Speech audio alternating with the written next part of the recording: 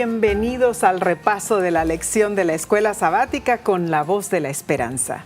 Yo soy Necipitao Grieve y conmigo está mi querido esposo, el pastor Omar Grieve, director de la Voz de la Esperanza. Nos alegra que nos acompañes. Hoy estaremos repasando la lección 3 del cuarto trimestre para el 17 de octubre del 2020. Y el título de esta semana es La ley como educadora. Es para mí un tema cautivante. Así es, Omar. Y el versículo de memoria dice en Deuteronomio capítulo 6, versículo 5 lo siguiente: y amarás a Jehová tu Dios de todo tu corazón y de toda tu alma y con todas tus fuerzas. Aquí la palabra hebrea traducida como amar es un término general que también sugiere las ideas de deseo, afecto, inclinación, así como también las más íntimas uniones entre dos almas. La relación del creyente con Dios se basa en el amor, de acuerdo a 1 de Juan 4:19. Y el amor en realidad es el principio fundamental de la ley de Dios. El amar perfectamente es obedecer de todo corazón.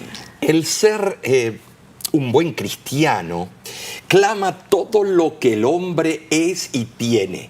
Su mente, sus afectos y su capacidad de acción. La palabra que en el versículo se traduce como corazón se refiere en general a los motivos, las aficiones, las emociones, los deseos y la voluntad. Es la fuente de acción y el centro de pensamiento y de los sentimientos por completo, Nessie. Claro que sí. Ahora, tenemos también en el versículo la palabra alma, ¿no es cierto? Que se traduce como alma allí. Esto indica el principio animador del hombre, o sea, la vida misma, ¿no es cierto? Pero también incluye los apetitos. Incluye también los deseos del cuerpo, ¿no es cierto? En Proverbios 23, versículo 2, la misma palabra se traduce como apetito. Y en Eclesiastés, capítulo 6, versículo 7, se traduce esa misma palabra como deseo. Por último, la palabra traducida como fuerzas en el versículo proviene de un verbo que significa aumentar y tiene la connotación de abundancia. Puede referirse a lo que un hombre acumula durante toda su vida. Ahora, en Marcos capítulo 12, versículo 29 y 30, vemos otro encare del versículo y es tremendo. Jesús le respondió: el primer mandamiento de todos es: oye, Israel, el Señor nuestro Dios, el Señor uno es, y amarás al Señor tu Dios con todo tu corazón y con toda tu alma y con toda tu mente y con todas tus fuerzas. Este es el principal mandamiento. Ahora, estas palabras se pronunciaban para comenzar el servicio de oración en la mañana y en la tarde en el templo. Y son una parte regular de los servicios de las sinagogas hasta el día de hoy. Entonces, hasta hoy mismo se puede ver en las sinagogas. O sea, esto es para dar inicio al servicio. Exactamente. Después de 2000 años casi, todavía se sigue con esa costumbre. Interesante. Vemos entonces que el amor es el canal de acción para que la ley sirva como educadora de las almas. Claro, claro que sí. Y si seguimos entonces en la lección de esta semana, para el día domingo, para el 11 de octubre, la lección se titula Amar y temer a Dios. Ahora pensemos en esto. El libro de Deuteronomio consiste en las últimas palabras de Moisés a Israel en frente de una nueva generación, o sea, la generación que iba a finalmente entrar en la tierra prometida, ¿no es cierto? Pero antes de entrar, Moisés les habló muy claro y les dio instrucciones muy precisas. Allí en Deuteronomio capítulo 31, del versículo 9 al 13, leemos esos consejos, pero también podemos decir que son aplicables para nosotros hoy día. Y dice así: y escribió Moisés esta ley y la dio a los sacerdotes, hijos de Leví, que llevaban el arca del pacto de Jehová, y a todos los ancianos de Israel. Y les mandó Moisés diciendo: al fin de cada 7 años, en el año de la remisión, en la fiesta de los tabernáculos, cuando viniere todo Israel a presentarse delante de Jehová tu Dios en el lugar que él escogiera, leerás esta ley delante de todo Israel a oídos de ellos. Harás congregar al pueblo, varones y mujeres y niños, y tus extranjeros que estuvieren en tus ciudades, para que oigan y aprendan y teman a Jehová vuestro Dios, y cuiden de cumplir todas las palabras de esta ley. Y los hijos de ellos que no supieron, oigan y aprendan a temer a Jehová vuestro Dios todos los días que viviereis sobre la tierra donde vais, pasando el Jordán, para tomar posesión de ella. La importancia de que las generaciones futuras aprendan la ley es crucial para el pueblo remanente. Moisés lo narra como un proceso de 2 pasos. Los niños oyen la ley. Y número 2, aprenden a temer a Jehová, o sea, a respetar el nombre de Dios y todo lo que Él hizo por la raza humana. Ahora, aquí viene algo muy importante. Si el primer paso es que los niños oyen la ley y el segundo aprenden a temer a Jehová, ¿cómo van a oír ellos la ley? Significa que nosotros, los padres, le vamos a enseñar y le vamos a repetir y se la vamos a leer, ¿no es cierto?, constantemente. Tenemos que tratar de hacerlo en la mañana o en la noche, reunirnos con ellos. Yo sé que el ajetreo de la sociedad, el estrés, algunos padres tienen 2 trabajos, llegan a las 3 y a las 4 se van para el otro trabajo, para mantener el estatus la vida social. Moderna exige muchísimo. Yo sé, pero hay muchas maneras de hacerlo, con la red social, con videos. Hay que constantemente inculcar en los niños. Y por qué no hacer algo llamativo en nuestra casa para que aprendan los 10 mandamientos de memoria. Interesante, lo repitan, como el Salmos 23, lo repitan. Ahora, el orden de sucesión es oír, ¿sí? Oír, oír y aprender para temer al Señor. ¿Qué significa temer a Jehová? Por supuesto, es reverenciar su nombre y sus grandes obras. Claro. Es como cuando uno llega al Gran Cañón o llega al Gran Parque de Zion en Utah, uno ve esas estructuras magníficas y uno dice: increíble, parece que la mano del Creador con un cincel lo preparó y luego le puso el color, lo pintó. Es que uno exclama naturalmente: maravillosas son tus obras, Señor, y eso es reverenciar, eso es temer al Señor, con todo lo que Él hace, reconocer que Él es Dios. algunos piensan que reverenciar es ponerse en el piso y decir: oh Señor, Señor, perdóname. O tenerle miedo. Tenerle miedo, pero Él no trabaja así. Uno de los resaltantes privilegios que recibió el pueblo de Israel fue la custodia de la palabra de Dios. Así es. El plan de redención, las maravillas del reino futuro, todo está registrado en la Biblia. Amén. El permitir que nuestros niños se críen sin tener conocimiento de la palabra de Dios constituye una locura, Nesí. ¿Por qué? Porque ese niño va a la sociedad de una forma deficiente. Le falta algunos utensilios que Dios le quiere dar en la educación cristiana. Claro. Las escrituras fueron dadas para ser leídas, para meditar en ellas. Así es. Ahora, su sabiduría debe ser la herencia de nuestros hijos. cuando no se da a los jóvenes esta debida instrucción, se está faltando un deber fundamental. La lectura reverente de la palabra de Dios es para mí, para ti, un factor estabilizador en la vida de cualquier ser humano. Es bueno acatar el consejo del Señor. ¿Y cómo podemos entonces enseñarles a nuestros niños? Yo me acuerdo cuando nosotros teníamos a nuestros hijos pequeñitos. Era difícil, ¿no es cierto? Claro. Y muchas veces el tener un servicio de matutina en la mañana. En esta sociedad ajetreada. Se hace completamente, yo diría, complicado, ¿no es cierto?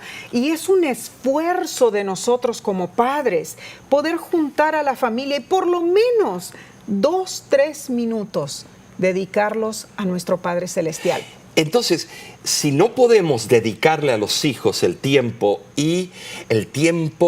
con ellos y con el Padre Celestial, entonces, ¿para qué los tuvimos?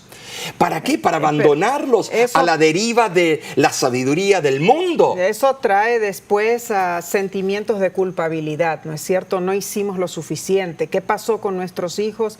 Porque tomaron el camino equivocado. Y muchas veces son decisiones que nuestros hijos mismos toman de ir por el lado o por la tangente, ¿no es cierto? Por rebeldía, especialmente en sus años de adolescencia.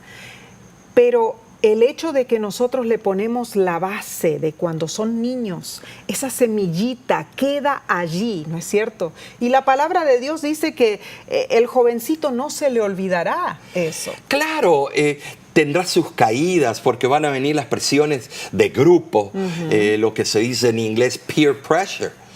Pero necesitamos nosotros entender de que lo que se da en los primeros años de la niñez y juventud, eso quedará por mucho tiempo. Eso va a llegar a un punto de que va a producir frutos y resultados para el reino eterno. Claro. Es el momento que los padres que nos estén escuchando o viendo se pregunten y que lo hagan con sus nietos y buscar materiales que son bonitos, lindos, de acuerdo dibujitos a la edad animados. que tengan los niños, claro. ¿no es cierto?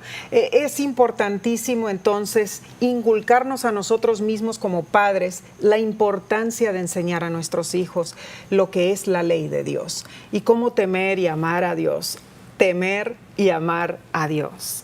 Así como un niño ama y teme a un buen padre. Ahora, no te vayas, porque volveremos enseguida después de esto.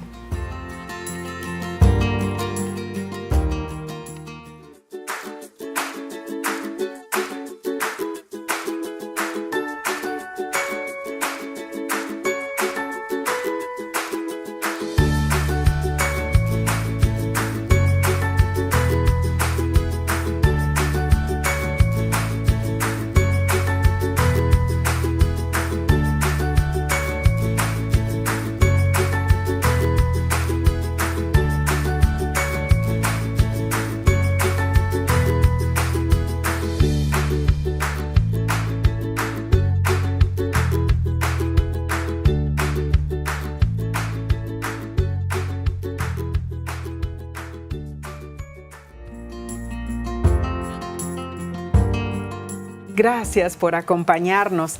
Y ahora seguimos el repaso de la lección de la escuela sabática para el 17 de octubre del 2020. El título del día lunes es Un testigo contra nosotros. Vemos que Moisés hizo preparativos antes de su muerte porque existían preocupaciones en su mente sobre la actitud del pueblo de Israel con respecto a la ley. Y comienza diciendo en Deuteronomio 31, versículo 14, esperad en el tabernáculo, o sea, permaneced allí. Parece que Dios iba a manifestarse, Omar, en una forma gloriosa y le dio órdenes específicas, ¿no es cierto?, al pueblo de Israel.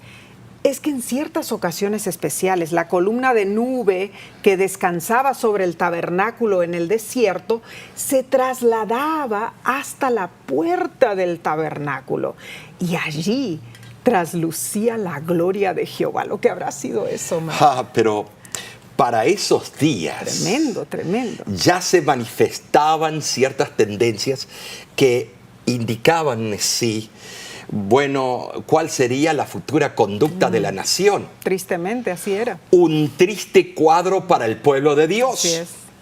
El salmista registra la historia de Israel diciendo que habían fornicado. Ellos conocían bien su deber para con el verdadero Dios, pero sí fallaron. Claro, y Moisés entonces ahora les exhorta diciendo que el libro de la ley serviría de testigo, como si fuese un ser vivo que puede reprender. Dios le dijo que invalidaría el pacto porque adoraron a otros dioses. En el pacto habían acordado reconocer al Señor como Dios para amarle y servirle únicamente a Él. Mas Dios quitaría su mano protectora si se apartaban sus rostros de la verdad. El pueblo ya había determinado su conducta y era difícil, si no imposible, lograr que cambiara. Ya era como un árbol torcido, yo Claro creo. que sí. Ya estaban yendo en forma equivocada, ¿no? Pero Dios le había dado sus leyes para que sirviera de recordatorio continuo de su inmensurable amor. Así es. Ellos no eran ajenos a la voluntad de Dios. Ellos sabían muy bien lo que Dios requería y quería de ellos. Claro, claro. Seguramente los principios grabados en aquellas 2 tablas de piedra eran de tal naturaleza que era indispensable ponerlos en una categoría aparte. El decálogo, los 10 mandamientos, eran supremos. El libro que contenía las palabras de esta ley, según Deuteronomio 31:24. Y en Romanos capítulo 3, versículo 19 al 23, leemos lo siguiente. Pero sabemos que todo lo que la ley dice, lo dice a los que están bajo la ley, para que toda boca se cierre y todo el mundo quede bajo el juicio de Dios, ya que por las obras de la ley ningún ser humano será justificado delante de él, porque por medio de la ley es el conocimiento del pecado. Pero ahora, aparte de la ley, se ha manifestado la justicia de Dios, testificada por la ley y por los profetas. La justicia de Dios por medio de la fe en Jesucristo para todos los que creen en Él, porque no hay diferencia, por cuanto todos pecaron y están destituidos de la gloria de Dios, siendo justificados gratuitamente por su gracia mediante la redención que es en Cristo Jesús. Para que los judíos vieran claramente la evidencia de las Escrituras, el apóstol Pablo llama la atención al hecho de que el Antiguo Testamento habla especialmente a aquellos a quienes les fue dada. Pablo expresa la idea de lo que la ley lo dice, la ley dice y lo habla. Él estaba diciendo que todo lo que la ley dice está dirigido a los que están sometidos a la ley. Es decir, sometidos a la autoridad de la ley. Claro. Entonces, no tienen ninguna excusa. La justificación mediante obras de la ley, requeridas por la ley, ha sido la base de todo sistema religioso falso. Algo que también se había convertido en el principio aún de la religión judía en sí. Entonces era costumbre más bien de poner ciertas obras, ¿no es cierto?, que supuestamente estaban dando derechos, ¿no es cierto?, a la salvación. Y eso pasó en la Edad Medieval también, cuando se introduce un sistema de penitencias, de indulgencias.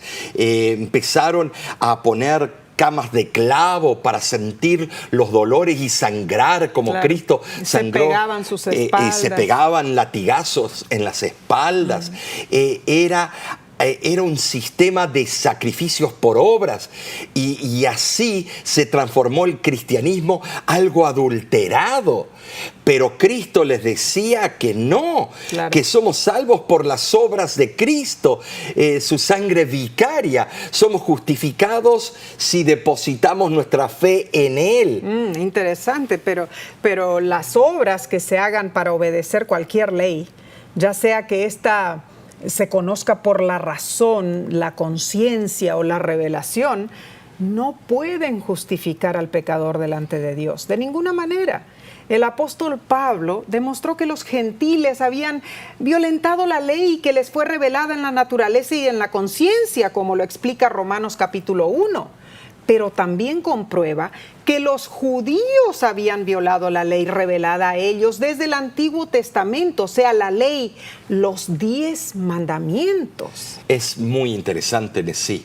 No hay contradicción entre la afirmación de Romanos capítulo 2, versículo 13, de que los hacedores de la ley serán justificados, y este pasaje en Romanos 3:20, por las obras de la ley ningún ser humano será justificado. Parece antagónico, sí, parece que dos polos opuestos, pero no se complementan. ¿De qué manera? Bueno, en el primer caso se destaca que solo serán justificados los que se entregan completamente a Dios y hacen lo que Él ordene. Estimados, no son simples oidores de la ley. Claro, están haciendo, siguiendo. Claro, están siguiendo, pero no por ellos mismos, porque no tenemos habilidades autóctonas para ser nosotros perfección. ¿Y qué es lo que significa entonces el segundo versículo? Ahí viene el segundo versículo. Ese versículo enfatiza el hecho igualmente cierto de que las buenas obras de obediencia nunca pueden comparar o comprar la salvación, pues en el mejor de los casos pueden ser únicamente la evidencia de la fe por medio de la cual se recibe la justificación. Sí, la ley ha hecho todo lo que incumbe cuando el pecador exclama: miserable de mí, Nesí. ¿Cuántas veces tú y yo lo hemos dicho? Así es. ¿Quién me librará de este cuerpo de muerte? La ley es un espejo que hace ver la mancha, y ay, que estamos llenos de mancha. Claro. Estamos sucios. Nos dice que estamos mal. Claro, Isaías 64:6, nuestra justicia es como trapos de inmundicia. Nos muestra que somos culpables. Culpables, necesitamos que nos muestre, pero no puedes agarrar ese espejo y limpiarte y refregar la cara en ese espejo porque no tiene propiedades salvíficas. Claro. La ley muestra la culpa, pero la ley no tiene poder para quitarla. La ley funciona como un testigo contra nosotros, Nesí, y eso es algo serio. Es serio, es serio. Y bien que lo leemos también en el libro Conflicto de los Siglos, página 430. Como la ley de Dios es una revelación de su voluntad, un trasunto de su carácter, debe permanecer para siempre como testigo fiel en el cielo. Y claro, así debe ser, Nesí, porque es el código que rige el universo, el gobierno de Dios, que Satanás atacó en un principio y dijo que era injusto y que nadie lo podía guardar. Él atacó las fibras más íntimas del Padre, porque la santa ley de Dios, los 10 mandamientos, es la única parte de todas las leyes del Pentateuco que fue escrito con el propio dedo de Dios. O sea que eso es en sí algo inmutable que jamás sería cambiado. Pasemos a la lección entonces del martes, que se titula "Para que seas prosperado". Estimados, prosperidad. Prosperidad es la consecuencia de la obediencia a Dios. Eso es interesante. Si no podemos nosotros con nuestras obras hacer nada, pero cuando tienes a Cristo en el corazón, obedeces a la voz de Cristo. Ahí sí. está, ahí está. En Josué capítulo 1, versículos 7 y 8 leemos, el Señor le dice a Josué lo siguiente: solamente esfuérzate y sé muy valiente para cuidar de hacer conforme a toda la ley que mi siervo Moisés te mandó. No te apartes de ella, ni a diestra ni a siniestra, para que seas prosperado en todas las cosas que emprendas. Nunca se apartará de tu boca este libro de la ley, sino que de día y de noche meditarás en él, para que guardes y hagas conforme a todo lo que en él está escrito, porque entonces harás prosperar tu camino y todo te saldrá bien. Esta era la condición del éxito. Dice allí que todo te saldrá bien. Claro, era una entrega total. Tremendo. A Dios y cooperación con su voluntad expresa. La palabra cooperación, palabra santa. Cierto. ¿Te acuerdas cuando se cantaba ese cantito? Los heraldos lo cantaban. Claro. Es el cooperar con el que puede hacer todo por mí. ¿Y de qué manera puedo cooperar? Es entregando mi voluntad. Estimados, cooperación con nuestra voluntad. La tarea era de tal magnitud que Josué no podía realizarla solo. Claro. El poder divino debía unirse al esfuerzo humano. Entonces nosotros tampoco.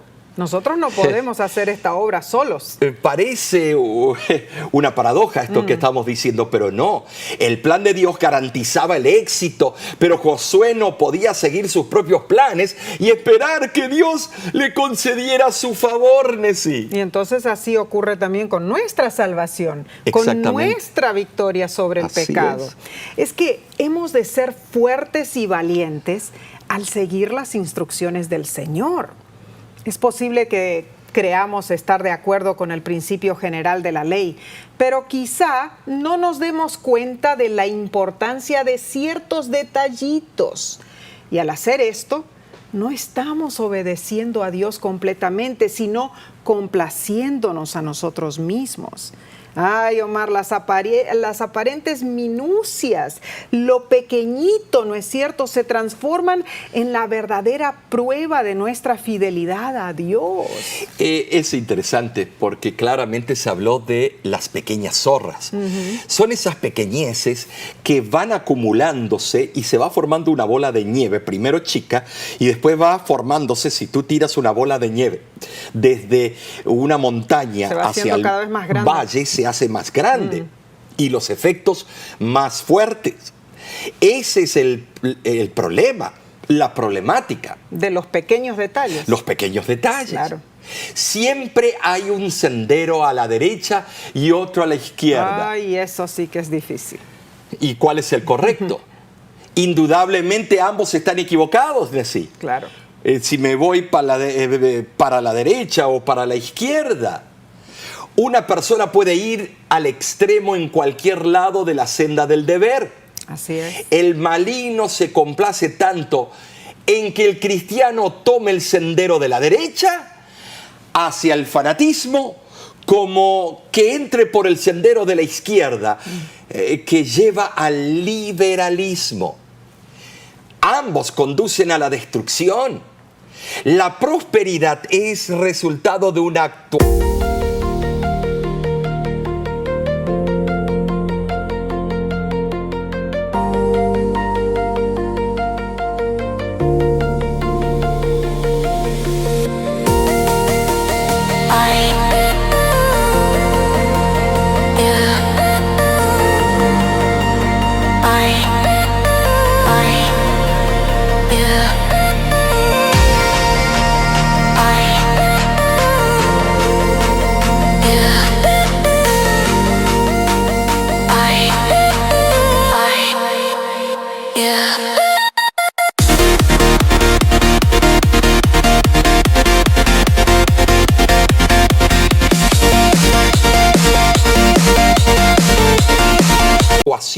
Sabia. no parcial, sino una forma sabia, encarando la vida sabiamente, la única que coopera con la fuente de sabiduría. Claro. Ahora, sí, a veces nos cuesta hacer esto, Sí. actuar en no forma es fácil. sabia. No es fácil porque somos personas egoístas, ¿no es cierto? Sí. Y no buscamos la sabiduría de Dios en esto. Solamente con la ayuda de nuestro Padre Celestial realmente podremos tener la victoria. Y es lo que Dios le explicó a Josué. Se esperaba que Josué hiciera lo que se le había mandado al pueblo. Él también como líder. No como decreto arbitrario, Claro. sino porque sería la clave de su propio éxito. O sea, a Josué le dijo, tú también tienes que seguir estos mandatos. En Patriarcas y Reyes, página 342, nos dice que después que se establecieran en Canaán, los preceptos divinos debían repetirse diariamente en cada hogar. A fin de que el pueblo pudiese aprender de memoria la ley, debía escribirla en los postes de sus puertas y enseñarlas continuamente a sus hijos. Este ejemplo lo vemos en Deuteronomio 11, del 18 al 21. Es más, sí, tejían, ponían al borde de los mantos los 10 mandamientos. Ahí bordado, ¿no? Es que los seres humanos somos oidores olvidadizos. Así es. Y necesitamos recordarnos constantemente. Es una relación de amor con nuestro Creador. Es decirle a nuestro cónyuge todos los días de nuestra vida, escribirle una notita, algo y decirle, te amo, te amo. Ya sabe él o ella que lo amamos, pero si no lo hacemos en algo palpable, visible en sí, llega a ser un formalismo y ya lo tomamos por sentado y se va enfriando la relación. Así es. Así que hoy todos podemos tener un ejemplar de la ley. Maravilloso privilegio. De Dios, amén. Claro. Amén. El deber que tenía Josué de tener siempre a flor de labios esas palabras es hoy igualmente importante y sagrado. La obediencia a la ley de Dios es todavía la clave del éxito, porque nos sintoniza con la armonía del cielo. Amén. Fuimos creados para vivir en armonía con las leyes divinas. La obediencia a ellas nos asegura en sí el éxito físico y espiritual. Yo te voy a decir algo. Algunos dicen, no, fue abolida en la cruz del Calvario. Bueno, si fue abolida, quiere decir que también fue abolida no matarás. Así que vayamos y matemos. Fue abolida no adulterarás, así que vayamos y quitémosle la esposa a un mejor amigo. De ninguna manera. De ninguna manera. ¿Qué estás diciendo? La ley es eterna, siempre fue eterna. Claro, Malaquías lo dice. Yo soy Jehová y no cambio. Amén, amén. Entonces tenemos que darnos cuenta claramente la importancia de que esos principios son perdurables. Entonces, si tenemos nuestra copia de la Biblia con los 10 mandamientos en nuestra casa, pero muchas veces los tenemos empolvando por allí, ¿no es cierto? No nos acordamos de leer los 10 mandamientos, Claro. de volver a recapitularlos, de pensar en cada uno y el mensaje que cada uno tiene para nosotros, para nuestra vida, en forma práctica. O sea, los 10 mandamientos no es una teoría. Los 10 mandamientos es parte de nuestra vida diaria. O sea que tenemos que ponerlo en práctica en nuestras vidas y, como lo vimos anteriormente, enseñarlo también a nuestros hijos, a nuestros nietos. Es importantísimo porque esas generaciones seguirán la costumbre, seguirán cosas buenas, se les enseñará a las nuevas generaciones. Claro que sí. Esto está interesantísimo. Claro. Y no solamente interesantísimo, y te voy a decir por qué. Porque si seguimos el ejemplo, por ejemplo, los judíos modernos, cuando fuimos a Israel, tú veías cómo los padres le enseñaban a los hijos, cómo los niños aprendían de boca en boca se pasaban las costumbres. De los padres, de los maestros, de los abuelos. Pero los 10 mandamientos están escritos en todas partes en Israel. Se lo saben de memoria. Ay, ay, ay. Es interesante que las religiones protestantes hoy en día hablan de Israel, Israel y que volveremos para Israel. Pero cuando tocamos el tema de los 10 mandamientos, que Israel lo tiene bien vigente, ay, eso hay que dejarlo a un lado. Les interesa una parte de Israel, pero no le interesa lo que hizo a Israel. Claro, claro. Estimados, tenemos que tirar parejos. Cristo viene pronto y una de las características del nuevo Israel se encuentra en Apocalipsis 14:12, donde dice, claramente, aquí está la paciencia, número 1. Número 2, de los santos, santidad.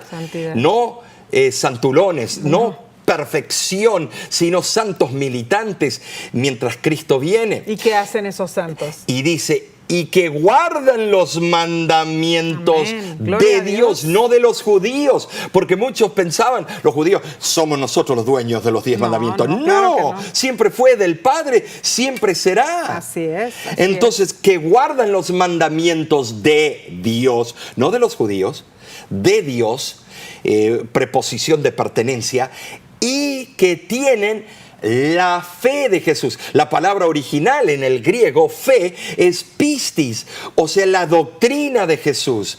Pero también que tenemos la fe en los méritos de la sangre de Cristo Jesús.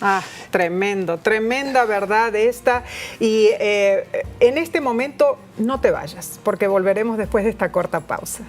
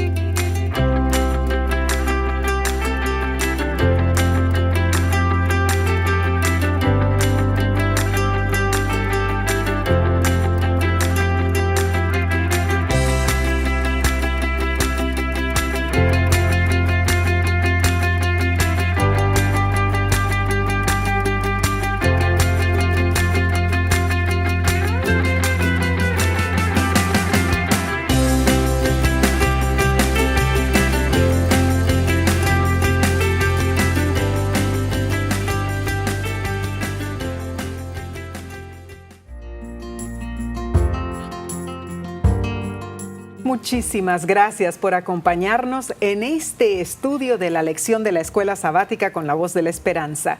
Estamos estudiando la lección para el 17 de octubre del 2020 y seguimos con el día miércoles. El título, El afán y las luchas de los que guardan la ley. Dios le inculcaba al pueblo de Israel que si obedecían la ley, prosperarían. Ahora, nadie es salvo por sus propias obras. Claro Esto que no. lo dejamos bien asentado en el sí. Seguro.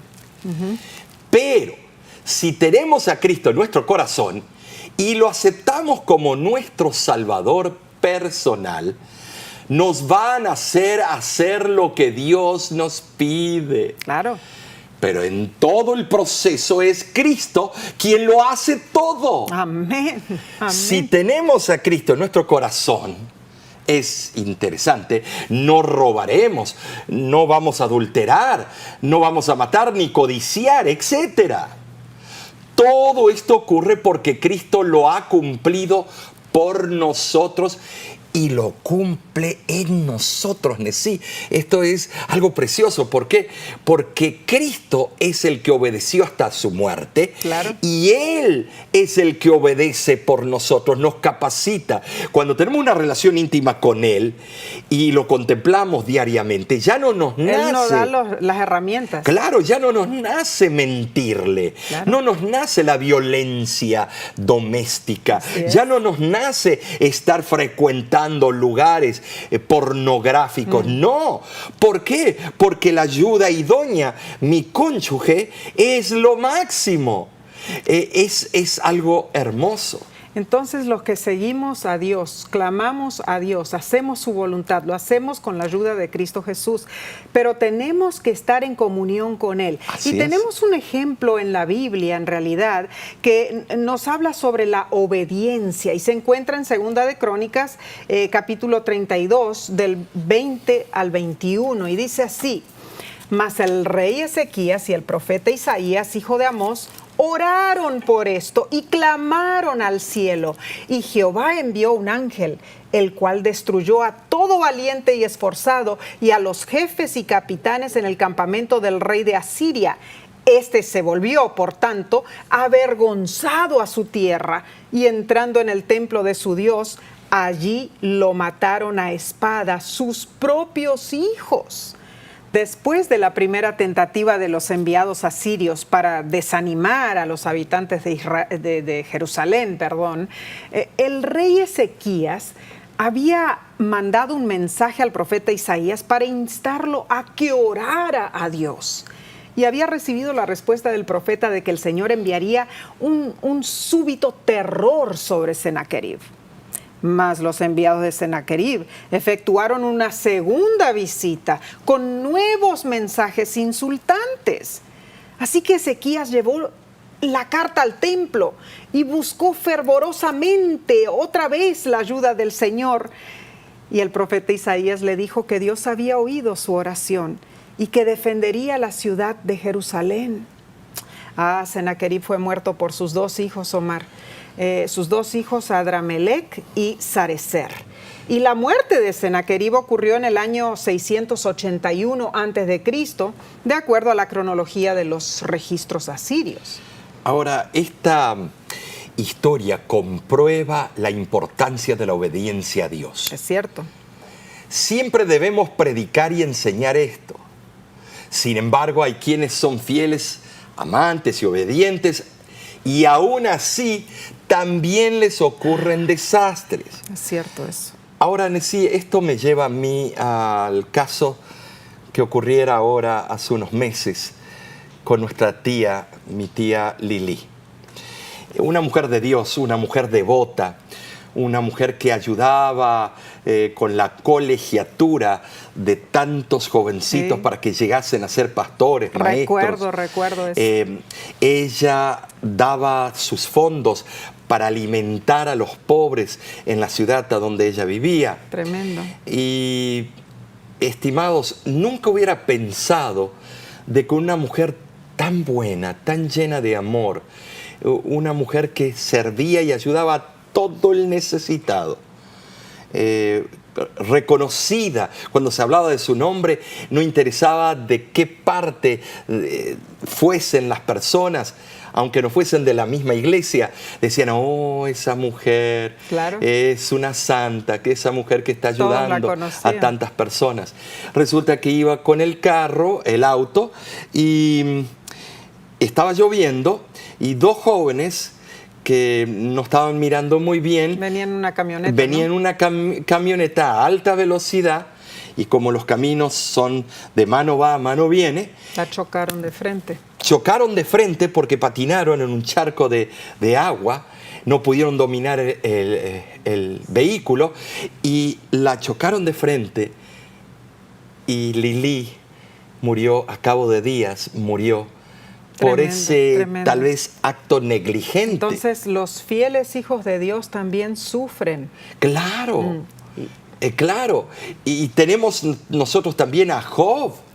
¿Y eso ¿Cómo explicamos eso? ¿Cómo explicarlo? La verdad es que no podemos nosotros explicar la razón por qué vivimos en un mundo de pecado. En el gran conflicto hay estragos, buenos y malos. Sufrimos y ninguno de nosotros estamos inmunes. Es cierto. Esto lo podemos ver con la pandemia del COVID-19. Así es. Sin lugar a dudas, las personas buenas y fieles, los que respetan la ley, no siempre han prosperado, al menos según nuestro entendimiento de la prosperidad. Claro, porque nuestra forma de comprender prosperidad es muy diferente. Y nos llaman, nos escriben a La Voz de la Esperanza, personas hablando de que toda su familia está infectada. Así es. Algunos están en el hospital, otros están en la casa porque tienen síntomas más leves. Y muchos de ellos son muy buenos cristianos que aman al Señor, hacen su voluntad.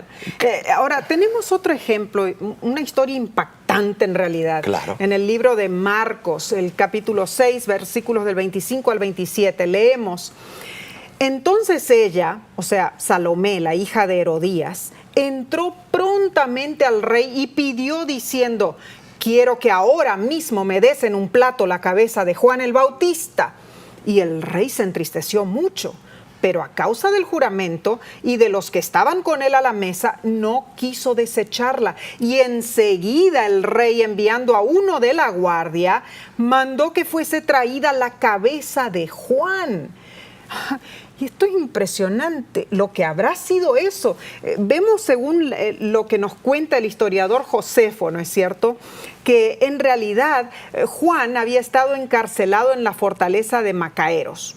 Y me imagino que por la rapidez con que Juan fue decapitado, demuestra que tal vez el festejo de ese famoso cumpleaños se estaba celebrando en algún lugar muy cercano a la cámara de la prisión a donde estaba Juan. Ahora, Herodes temía a Juan y también temía al pueblo. Además, temía a Herodías. Vemos nosotros claramente que Herodes le faltaba, como dicen algunos, le faltaba la columna vertebral, o sea, la espina dorsal. Sabemos que eso es de los peces, pero le faltaba esas agallas para darle al pecado el nombre que corresponde. Y entonces quiso conformar a todos, menos a la voluntad divina. Herodes era esclavo de sus temores. Supersticiosamente Herodes temía a Juan cuando estuvo muerto, tanto como lo había temido cuando estaba vivo. Es cierto. Para Salomé no significaba nada el espantoso obsequio. Era una jovencita, ¿no? Claro, ella lo pidió porque la mamá le insistió. Claro. Pero era algo valioso para su sanguinaria madre. Unos 9 años más tarde, en el año 39 después de Cristo, Herodes Antipas y Herodías fueron desterrados por aspirar a la dignidad real. Así lo dice Josefo en su libro Antigüedades. En esta historia vemos el sufrimiento de Juan, un hijo de Dios. A veces Dios permite que las consecuencias se cumplan para un propósito mayor. Por supuesto, sabemos que Juan verá la vida eterna en sí. Y es interesante porque un hombre tan piadoso, un hombre preparó el camino para preparó Cristo el Jesús. camino, tan entregado, tener que sufrir el martirio. Tremendo, tremendo. Pero Omar, el sacrificio de un ser humano jamás se iguala al sacrificio de Cristo. La sierva del Señor nos dice en el libro Testimonios para la Iglesia, volumen 1, lo siguiente: Cristo es nuestro modelo. Su vida fue un ejemplo de buenas obras. Fue varón de dolores y experimentado en quebranto. Comparad vuestro estilo de vida con el del Maestro, quien realizó un sacrificio tan grande para que pudierais ser salvos. Pasó con frecuencia toda la noche sobre el suelo húmedo en oración, con intenso sufrimiento. Buscáis vuestro placer personal. Escuchad las conversaciones vanas y frívolas. Oíd la risa, los chistes, las bromas. ¿Es así como se imita al modelo? Continuad escuchando. ¿Se menciona a Jesús? ¿Constituye la verdad el tema de conversación? ¿Se glorían los participantes en la cruz de Cristo? En cambio, es esta moda, aquel sombrero, ese vestido, lo que dijo aquel joven o aquella señorita, o las diversiones en las que están planeando participar. ¡Cuánta alegría! Se sienten atraídos los ángeles y se acercan alrededor de ellos para dispersar las tinieblas con las que Satanás los rodea. De ninguna manera. Ved cómo se alejan los ángeles con tristeza. Veo lágrimas en el rostro de esos ángeles. ¿Será posible que se haga llorar a los ángeles de Dios? Eso es lo que sucede. Ay, esta cita me sacude, Omar, en realidad, porque sufrimos, es cierto, pero cuán a menudo nos ponemos a pensar en lo que sufrió Cristo por nosotros. Es cuán cierto. Esa cita es relevante en sí. La debiéramos leer cada rato que tengamos la oportunidad. Y te voy a decir por qué. Porque es verdad. Nos vamos con los parientes. Lo último que vamos a hablar es de Cristo y lo que Dios ha hecho por nosotros. Es hablar de las cosas de la vida, es hablar de mis necesidades. No son conversaciones malas. No son. Pero es que no estamos poniendo a Cristo Jesús Claro, en medio de esa conversación. yo lo hago, es hablar solamente del deporte.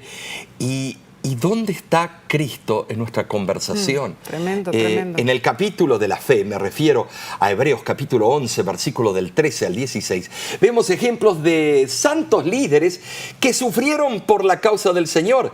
Así es. Pero dice que por la fe, por fe, lo hicieron. Y leo: conforme a la fe murieron todos estos sin haber recibido lo prometido, sino mirándolo de lejos y creyéndolo y saludándolo y confesando que eran extranjeros y peregrinos sobre la tierra. Notemos que su fe en esas promesas los hizo renunciar al presente y vivir exclusivamente para el futuro en sí. Claro. Ellos vivían mirando a lo que viene. Lo mismo tenemos que hacer nosotros en estos tiempos. Tenemos que estar mirando a lo que viene. Tenían audaces sus ojos espirituales. ¿No es Claro. cierto? No entraron en posesión de la herencia prometida. Aunque estaban en el mundo, se daban cuenta que no eran del mundo. Tenían en vista otro propósito más grandioso. Comprendían la condición transitoria de esta vida y la permanencia de las cosas que solo veían de lejos por la fe. Así es. Vivían para el futuro, no para el presente.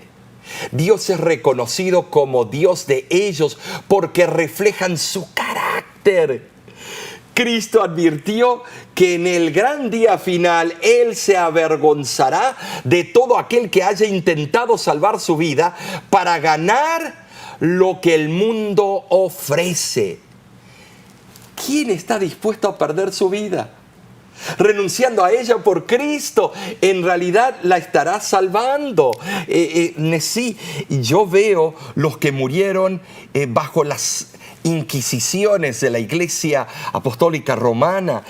Cuenta la historia, Benedocte, un gran historiador, cuenta de que iban al martirio como si iban a una boda. Tremendo. Y cuando estaba prendida la hoguera cantaban himnos al Señor. Ese es para mí el don del martirio. No todos lo tenemos. No, la verdad que no. Ahora pasemos, Omar, a la lección del jueves y se titula Jesús nuestro ejemplo.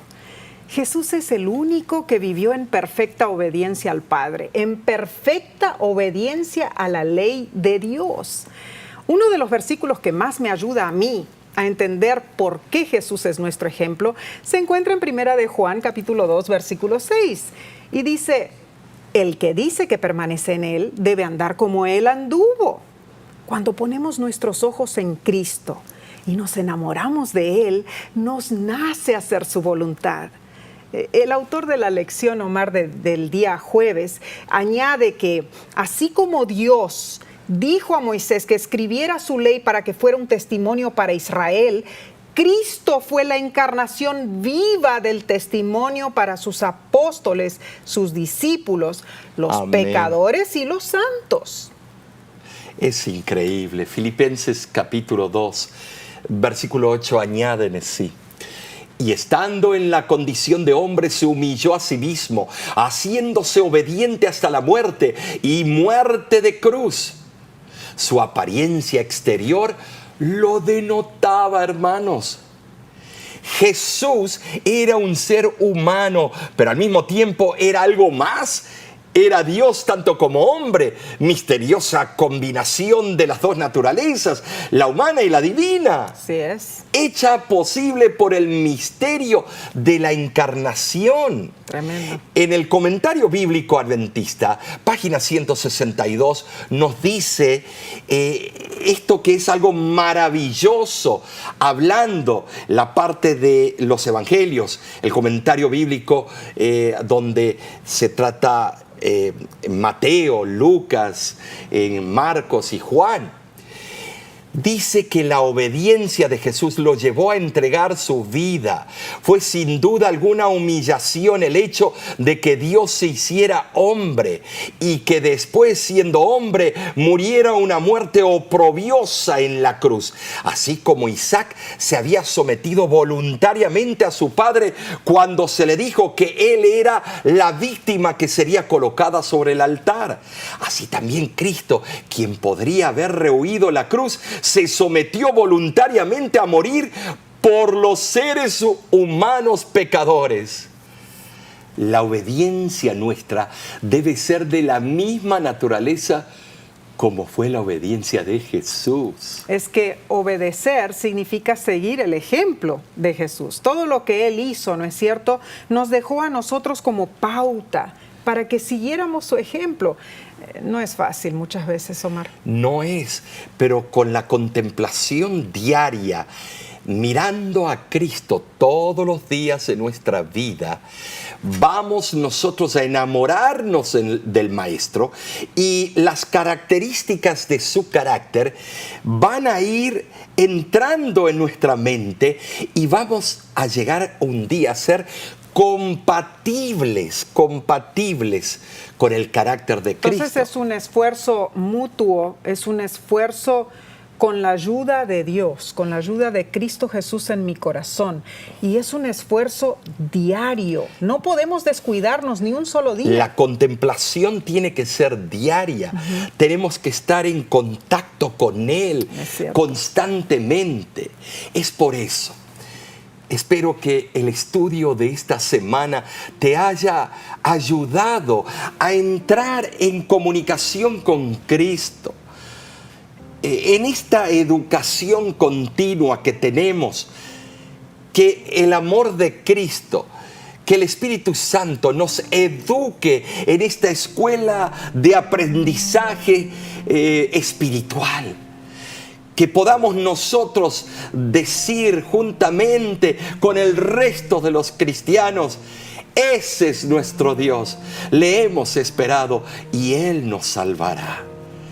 ¿Qué te parece si hoy tú entregas tu vida al Maestro? Amén. Si hoy tú vuelves a reconfirmar tus votos con el Señor, si hoy aplicas lo que aprendiste esta semana, que puedas tú tener una relación preciosa con tu Salvador y que puedas tú decir: Señor, aquí está mi familia, te la presento cuando allá se pase lista. Que Dios te bendiga y te esperamos la próxima semana en este mismo canal.